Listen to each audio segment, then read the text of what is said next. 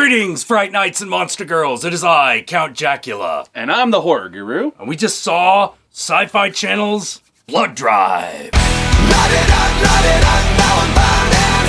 Feel the rush of adrenaline. We are young, we are strong, we will rise, 'cause I'm back. Oh man, I've been looking forward to this, and good God, this motherfucking thing delivered. Oh, it did, yeah. Holy this really shit. represents kind of a turn in the quality of things coming out of the SyFy Channel. Oh yeah. Yeah, like the last year, SyFy Channel's really turned around in its quality. Because before, we all know what that meant. SyFy Channel meant Sasquatch Mountain. It meant Mansquito. You meant Raptor. If you were fucking lucky. Mansquito if you're lucky. Yeah. Most of the time it was shit like Raptor Island, which was just pure Oh bullshit. my God, yeah.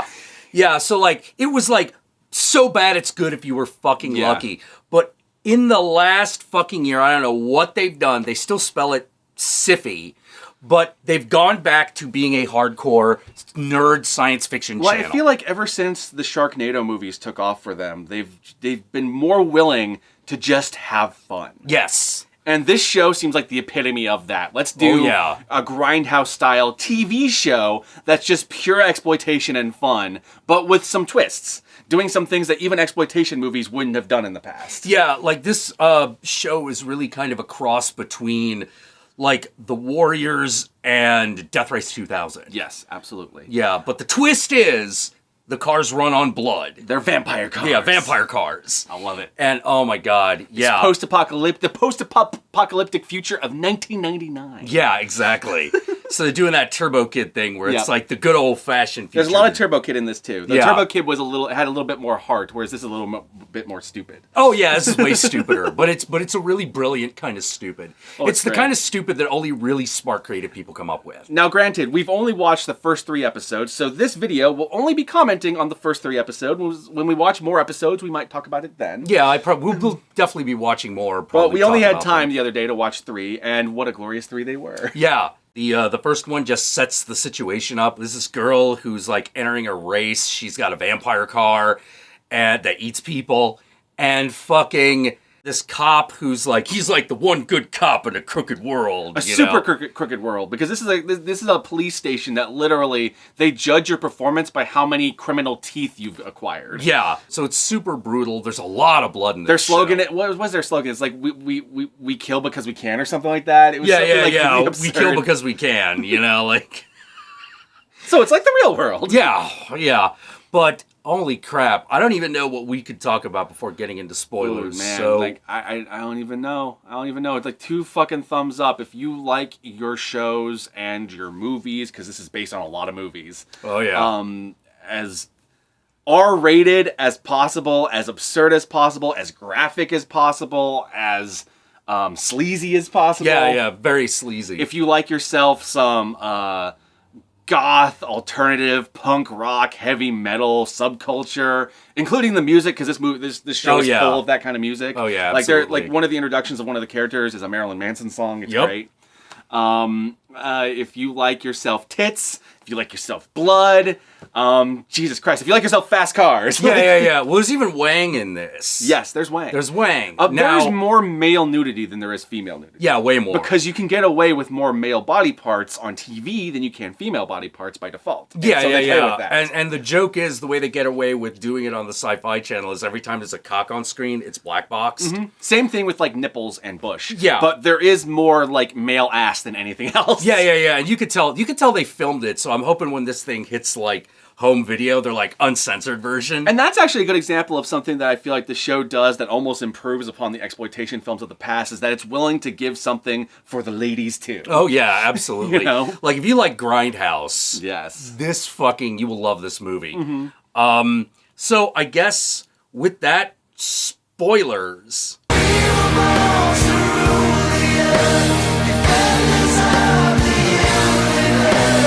All right, the first thing I want to mention is that the minute they unveiled the MC of the fucking Blood Drive you mean race Count itself, Jackula, the show version? Yeah, pretty much. You know, and I'm kind of looking at that and I'm like, oh, that's a really cool, Was it Julian Slick? Julian Slick, yeah, who works for the Hart Corporation.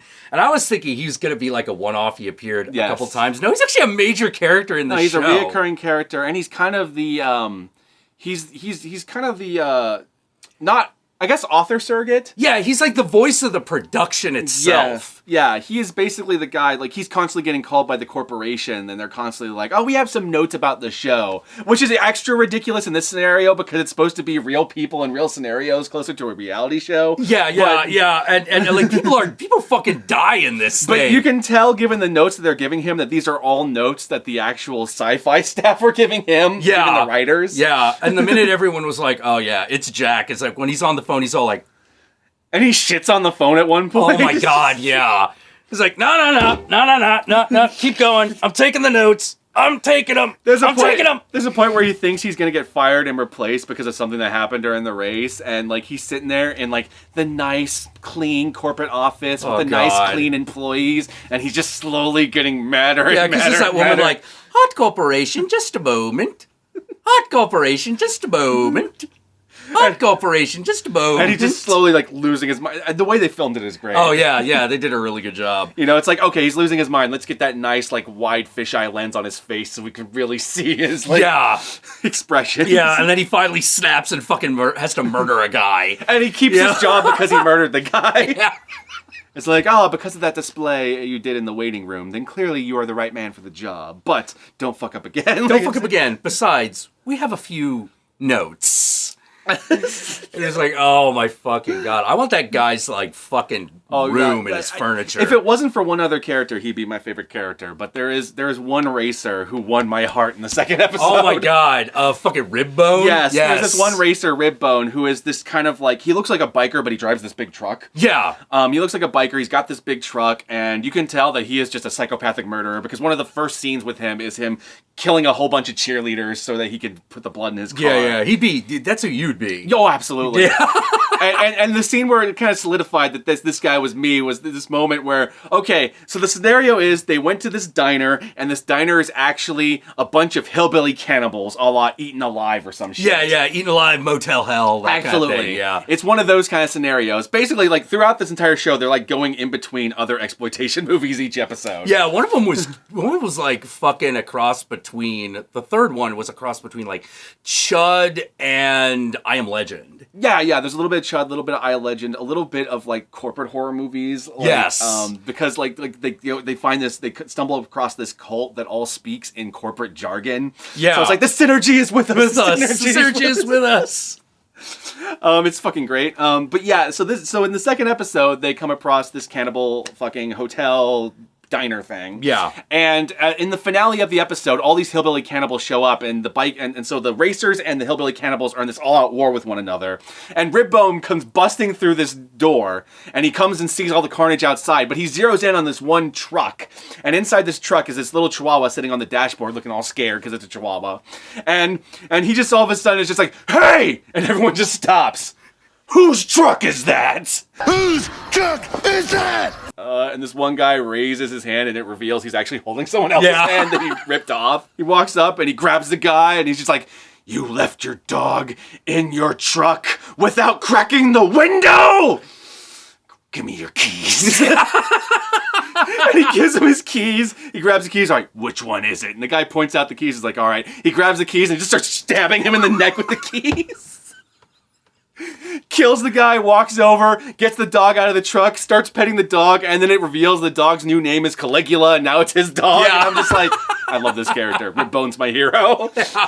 No, it's fucking great. Like, every episode of this show is like a step of the race. Yeah. And at every step of the race, whoever is coming in last gets killed. Yes, except for the first episode, because they find a way to cheat the system, because the two main characters are like, oh shit, okay, apparently there's some sort of weird adrenaline thing we can do that will short out, like, the bombs they put in their Yeah, because they got, like, Running Man bombs in there. So they decide to do the crank thing, and the girl's all like, all right, fuck me or we're gonna die. Yeah. So they're, like, driving and running towards the finish line while they're fucking in the car. Yeah. And at one point, she's like, this isn't good enough. You're gonna have to fuck me in the ass. And I'm watching this, and I'm like, This is on the SyFy channel. I couldn't. It was like, holy shit. I will forever be thankful for shows like Breaking Bad and The Walking Dead for opening up the doors of what normal network TV can do. Yeah. Like fucking television. As horror movies have become more PG-13, horror on television is starting to get more rated R. It's so great. Oh yeah. And so like that sets the entire tone for the show. Our main characters fuck onto the finish line during the first episode so they don't die because a bomb strapped to their neck, battle royale style. Yeah. Oh man, the show's so fucking good. That's the moment where I really started to like Julian Slick, because he's just like, all right, because you guys put on a good show, you guys get to live. Like, I'm rooting for you. Yeah. Yeah. There's a lot of stuff where, like, in the beginning, everyone who looks like they're going to be an absolute fucking bad guy shows a human side. Yes, the show goes on. And all the people that are supposed to that look like, that might be a good guy, they're actually despicable. Yeah.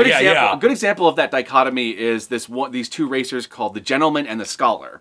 And the Gentleman is this like uptight British-like guy, and he's got like a suit and a cane, and it's like, I don't want to get my hands dirty because I'm a gentleman. And then the Scholar is like this short kind of mongoloid looking like he's like this really he's basically like the gyro captain from Mad Max if he was like a bottom in a bondage relationship. He looks like he'd be an extra in like a Cannibal Hillbilly movie. Like, he's been inbred to death. Like, he's been hit with an ugly he stick. does not look like he's but in all the best ways, because I love this fucking guy. Yeah. He is awesome. Yeah, but his one thing is that he knows how to repair the vampire cars. He can repair anything. Yeah. There's a point where he acknowledges that he could even do like the fucking bombs on the neck. Oh, that's right. Yeah. You know, like he can repair anything. He's just a fucking great, but he's not actually a scholar. You know? Yeah. He's not actually a scholar. And the thing is, the Gentleman isn't a gentleman either. The Gentleman is using him.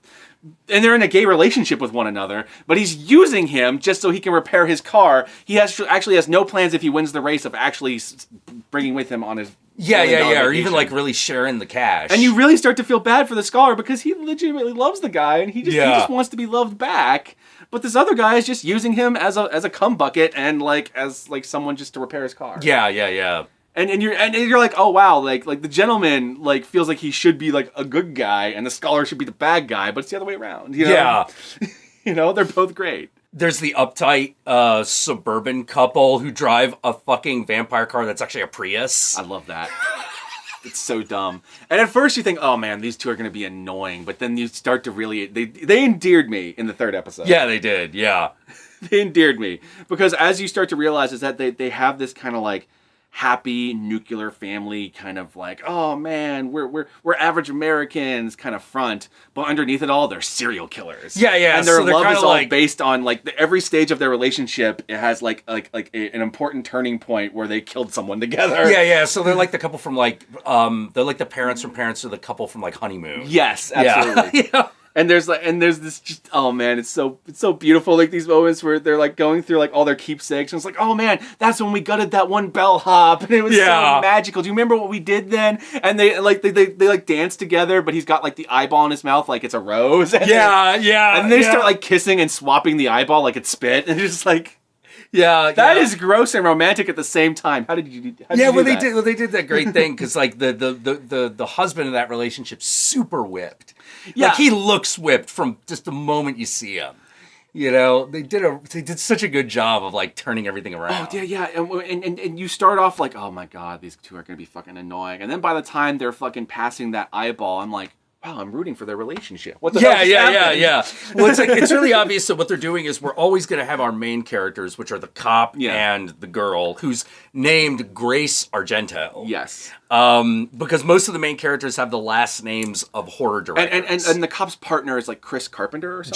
John Carpenter. Yeah. Oh, is it John Carpenter? I think he had a different first name. Yeah, I think you're right, but his last name is Carpenter. If I got the first name wrong, whatever. But his last name's Carpenter, so there's a lot of characters who have last names that are horror directors. And stuff like that.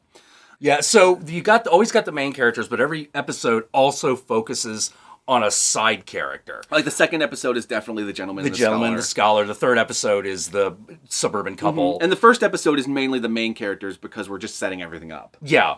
And there's also this subplot where the cop's partner is trying to uncover the secret of the Hart Corporation so that he can figure out how to save his partner from the race, because it turns out they run the race as well as the police station. And the Hart else. Corporation runs everything. Yes, it's one of those 80s dystopian futures. Yeah. Like in fucking Max Headroom, it's like the Zigzag Corporation. Like Zigzag. Oh man, that's probably exactly what they were referencing. Yeah. Zigzag. We make everything you need, and you need everything we make. So there's a subplot where his partner is infiltrating that corporation with the help of another cop who turns out to be a cyborg that works for the corporation and is this weird dominatrix, like cyborg nymphomaniac / corporate companion. Yeah.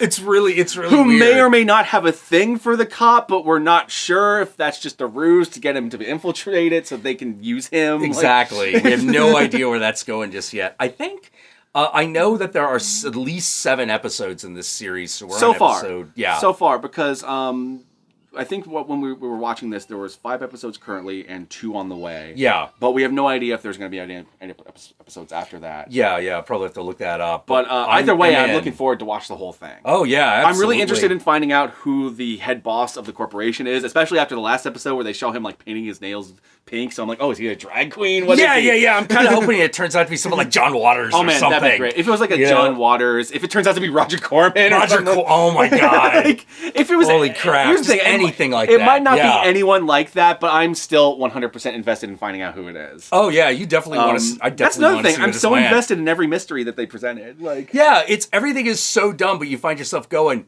holy crap, I want to do this. And it does the thing that I haven't seen in so fucking long, which is just random mohawks. Oh, yeah. Mohawks. Random fucking mohawk chicks and dudes just wandering around. Like, there's this one girl that keeps showing up in the background who's like one of the like racing chicks who's just this girl in a pink mohawk and fucking like green fishnets. Every single break they have from racing where they stop at some location and it's where like the entire like racing crew sets up and it's just like, all right, you're at this point in the race. Tomorrow we begin the next stage. Yeah. Every time they're at that point, it's just one giant party / orgy. Like, yeah. It's like fucking like on cars and stuff. Yes. This thing is gloriously excessive. Super. You know, the only thing that would make it... I would not... I if anything, I would turn it up to more 11. Absolutely. I would not dial it down a bit. Don't dial it down. Keep crank it up. Keep pushing that fucking envelope because we need it. And so far, every episode feels like it cranked it up a little bit. It's like going up. One more notch this episode. We're slowly boiling the frog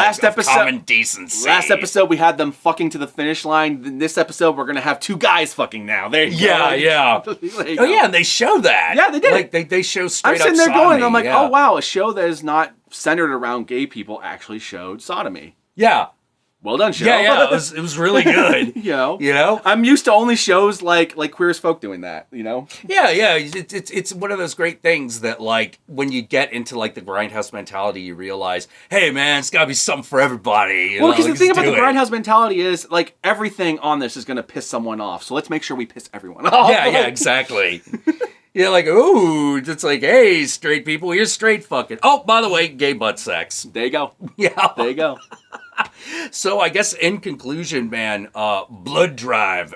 Make your donation and watch it today. Yes. Thumbs up. And after you watch it, go donate some blood. Do some good in the world.